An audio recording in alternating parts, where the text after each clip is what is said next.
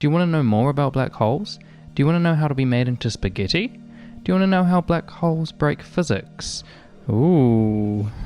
Oh hey, so I got a comment wanting me to talk about black holes, which reminded me, in my first year of uni, I took an astronomy class. Yeah, I just needed to fill out my course with some science points. Didn't really know what to expect. Maybe to learn about why cancers are so emotional or something. I don't know. But this ended up being my favorite course in the whole of first year. It really opened my eyes that we're just on this tiny little rock floating around in this massive universe. And there's crazy things out there like black holes that science can't even explain at the moment. Makes you feel pretty small, doesn't it? In the whole scheme of the universe, it seems silly to worry about things like, I don't know, does my butt look good in these shorts? I'm sure it does, but it's really exciting that there's people out there, researching these crazy things like black holes. So what I usually do for these videos, I jump onto Google Scholar, I search the topic, and I have a look at the recent papers. Like, here we go, let's try. Black holes, search by recent papers. Oh yeah, regular black holes. Cool, okay, straight in with some math. How about we try something related to black holes? What about the information paradox? Oh yeah, lessons from the information paradox? Okay, more math. Alright, what about gravitational waves? Let's have a look. Math. So at this point, I was ready to just give up on the whole black hole idea and just do a get ready with me or something. But then I realized how excited I was to learn about the universe when I was doing my first year university class on it. It was so cool, and I couldn't stop annoying people with some crazy space facts. Do I remember any of the math? No.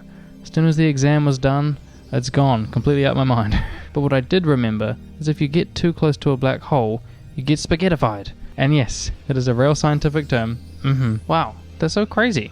I'd love to be pasta. Wouldn't you? Delicious. So I want to share this excitement with you guys, and maybe even find out some more fun facts for myself. So I did something crazy. I went away from just reading peer review articles and watched some YouTube videos and podcasts and some education papers. Crazy stuff. And yeah, I found out some really cool things, without the math. So get pumped for some not so intense science, but for some cool black hole vibes. So what is a black hole? Pretty much a dead star. So when a star is out there living, thriving, like our sun, doing its thing, it's got two opposing forces. The first one is nuclear fusion of hydrogen. This is producing all the energy that the sun makes it nice and hot. Thank you, loving that. And this pushes everything outward. But the opposing force to that is gravity, and that's sucking everything in to the star. So when a star is living, these forces are balanced. It's pushing out with nuclear fusion, and then gravity's bringing it back, and it's in this nice balance. But at the end of a star's life, when it's run out of all that hydrogen fuel that it was using, there is no more nuclear fusion pushing outwards, so gravity wins and everything rapidly gets sucked in. The core gets super hot and dense and causes this massive explosion called a supernova. And if the star is big enough, what's left behind is a black hole. So in here, all of that mass is concentrated to a point that has no volume, therefore infinite density. What? Gravity just kept doing its thing, pulling matter closer and closer together into a smaller and smaller space, into what is called the singularity.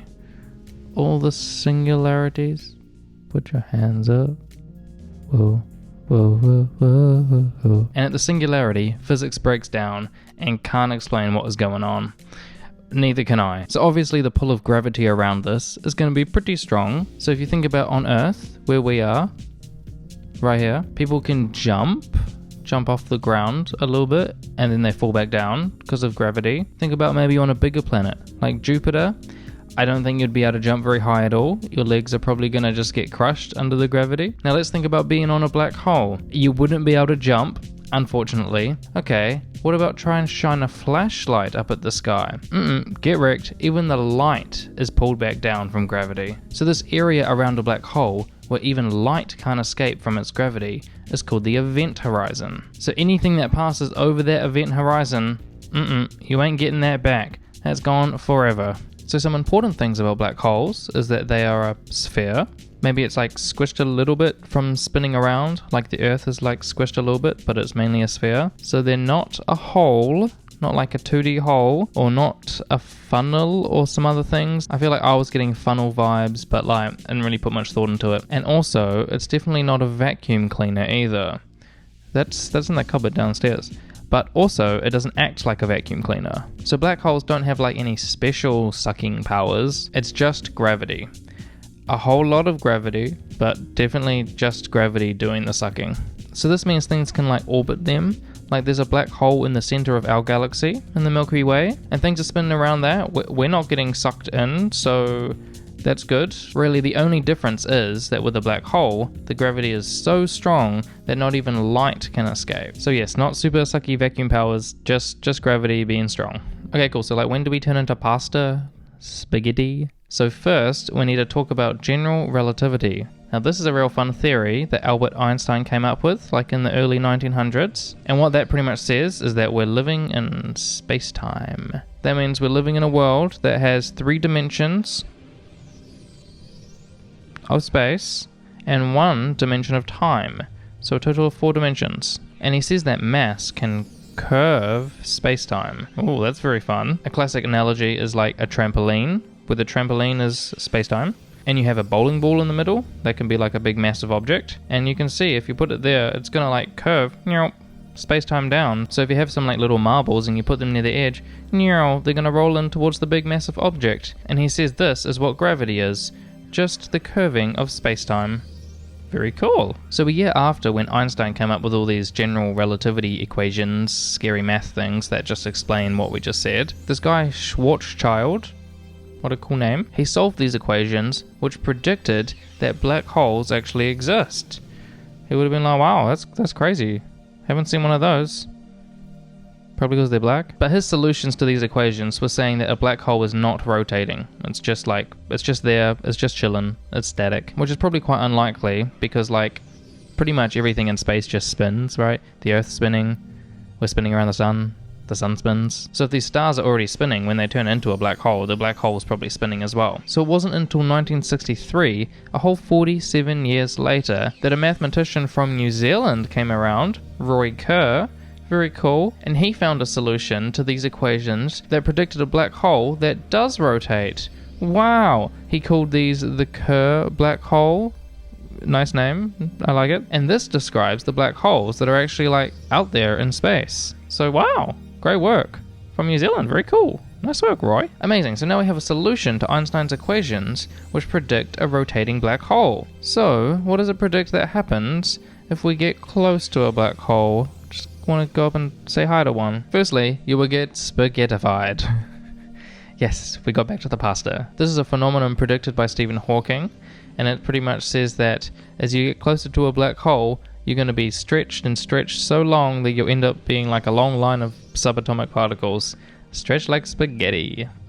So how does spaghettification happen? So we know that black holes have a lot of mass concentrated in a really small space, so its gravitational pull is going to get stronger and stronger and stronger as you get closer to the black hole. So you can imagine if you're going like feet first into a black hole, your feet are going to be closer to the black hole than your head is. And because gravity is so intense at this black hole, there's going to be a large difference, even just between your feet and your head, about how much gravity is pulling on you. So comparatively, your feet are experiencing a whole lot more gravitational pull than your head is, so you're going to get stretched like spaghetti.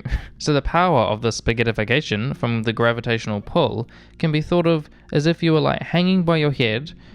Don't do that anyway, but if you're hanging by your head and you had 1 billion kgs tied to your feet, that's a whole lot of stretching going on. So watching this poor guy get spaghettified as he goes into a black hole would probably not be too fun. Probably sucks for him. But if you were watching him from like back here on Earth somehow with, I don't know, a telescope or something, you would never actually see him fall into the black hole. It would appear as time would slow down and eventually stop as he got to the event horizon. What? So as Einstein said, mass can bend space-time. So you can bend space, thought of like the sun in the middle and the planets orbit around. Easy to think of space being bent, but it also bends time. So black holes are so thick, very massive, that they bend space-time so much that getting near the black hole causes time dilation. Ooh. So when we're watching our spaghetti friend, he's up there we're seeing the light that's coming back from his body, or his spaghetti body now, and light's still traveling at the speed of light. You know, that's what it does. It zooms around. It likes that speed. But because the black hole is bending space-time so much, it essentially means that light has to travel a further distance to get to us. It's quite hard to imagine, like 4 dimensions, but if we look at this simplified diagram, taking away one of the dimensions, and you can see like in the flat area, light can just travel flat space-time and it just travels at the speed of light. That's chill. But the black hole bends space-time, so there's a big dip there. So the light trying to escape from our friend, it's just got to travel like further. It's got to go up. It's curved more and more, so it takes longer for that light to escape. So therefore, time gets slower and slower and will stop as he reaches the event horizon. Okay, so that sucks. So I guess we'll never see Spaghetti Boy fall into a black hole. Okay, but for him, falling into a black hole, time's just passing normally, like he's in his own vibe. It's only the fact that we're watching from further away that it seems like time's slowing down. Crazy stuff. Wow, there's probably lots of math in this, but like, you know, we're here for vibes, not for math. Okay, cool. So have we even seen one? Like, how do we know they're real? This is all a lot of theory stuff. Well, in 1971 was the first evidence for a black hole existing, and this was Cygnus X1. Wow, so recent, right? That's only like 50 years ago. Even more recently, in 2015, there was another fun little detection of gravitational waves. What are those? They're just kind of like ripples in space-time.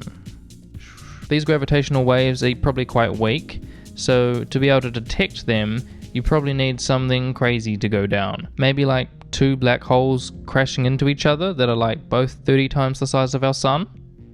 That seems like a pretty big thing. And that's exactly what they detected in 2015 with LIGO. Cool. So they detected a merger of 2 black holes. Wow, that is wild. Okay, but we still haven't seen one yet. These are all just like sciencey experimental things. What's a picture of one gonna look like? Black? So in 2019, the first picture of a black hole was taken by the Event Horizon Telescope. A black hole.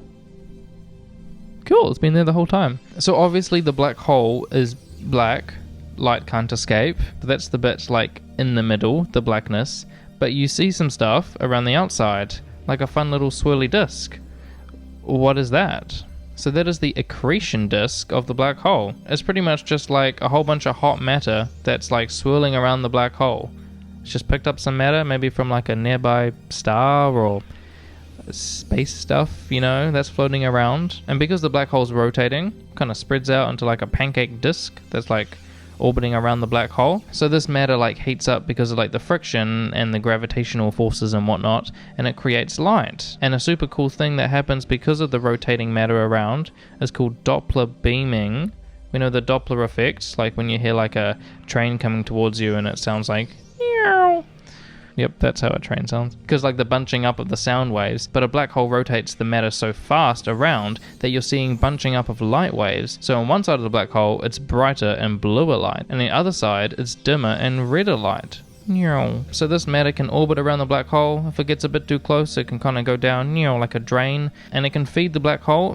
Delicious. So the black hole can grow a bit. So general relativity is great and all, very cool, but it doesn't explain everything to do with a black hole. Stephen Hawking was thinking about quantum mechanics in black holes. So like quantum fluctuations, they just kind of exist in space-time. It can be thought of as like a particle and an antiparticle pair. They can like pop out of existence and then annihilate real quickly. Beep, boop, beep, boop, boop, boop. So this happens and they're all happy, and then this still obeys all the laws of like quantum mechanics and stuff, because beep boop, they can just appear and annihilate. Okay, I'll believe you. I don't get it, but whatever. But as we learned earlier, black holes curve space-time like a whole lot. So near a black hole, when these particle and antiparticle pairs are like appearing and annihilating, it can make some of the paths that they choose to take more likely than others. And this can lead to a deficit of particles that recombine. So not all of these pairs of particle and antiparticles are coming back together because of the big curvature of space-time. So to balance this deficit of the particles not combining, there is a net outflow of real particles, like photons, coming out and away from the black hole. So this takes energy away from the black hole, and therefore mass, because energy and mass are related, over a really long period of time, like billions of years. Eventually the black hole will evaporate completely and be gone. Bye. So this slow evaporation of a black hole, like emitting these like photons, is called Hawking radiation, after Stephen Hawking. Cool names again. So yep, really confusing quantum mechanical stuff. Apparently this doesn't even have to happen to a black hole. This can happen to anything that curves space-time. Am I evaporating? But yes, this can only be explained by quantum mechanics and not general relativity. Okay, still on this quantum vibe, there's this rule in quantum mechanics saying that information cannot be created or destroyed. Seems like a pretty good rule to me. But if you think about a black hole, as we said, anything that crosses that event horizon, it ain't coming back. That's gone forever. That kind of gives like information being destroyed vibes. Oh, so it's kind of breaking quantum mechanics. Kind of seems illegal. So yeah, so this is the information paradox. We shouldn't just be able to lose information. A paradox. Some people are thinking that we can get this information back from that Hawking radiation I said earlier about how black holes slowly evaporate. Maybe you can find it in the little particles that come out. Who knows? Okay, so as we covered earlier, there's like general relativity, can explain some things. There's quantum mechanics, that also explains other things. We need a way of like meshing these two theories together to get like an overall understanding of black holes. So what we really need is like quantum gravity, where like there's no like paradoxes and stuff and everything makes sense. Yep, so we don't have that yet. But it's like a buzzword in all these papers. Oh, quantum gravity. It's going to be the next big thing. Maybe. Some current ideas about this quantum gravity thing. What is it? I don't really know. String theory. That's a thing. You need lots of dimensions though. Like 4 dimensions is already enough. I don't need any more. That's a bit confusing. There's loop quantum gravity. Everything's made of these like connected loops. Nothing's continuous.